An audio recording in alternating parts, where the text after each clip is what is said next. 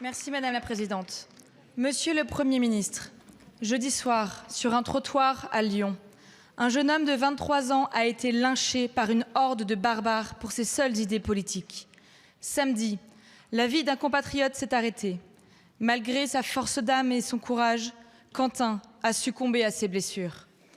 Notre Assemblée vient de rendre hommage à Quentin. Nous pensons à sa famille, à ses proches et à toutes les victimes de violences. La France est forte de la fraternité d'un peuple qui refuse ce meurtre politique.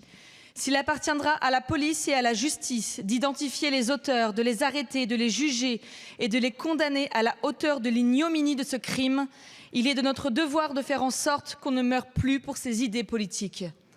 Il ressort des témoignages que la mouvance Antifa porte une très lourde responsabilité dans ce meurtre. Alerté notamment par Marine Le Pen, le gouvernement avait identifié le risque de l'organisation de la Jeune Garde et décrété sa dissolution.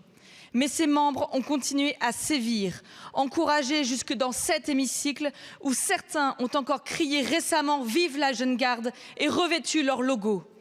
Si le gouvernement n'est pas responsable des liens entre un parti représenté ici et ses organisations d'extrême gauche, il doit en revanche agir pour préserver la démocratie et les valeurs républicaines.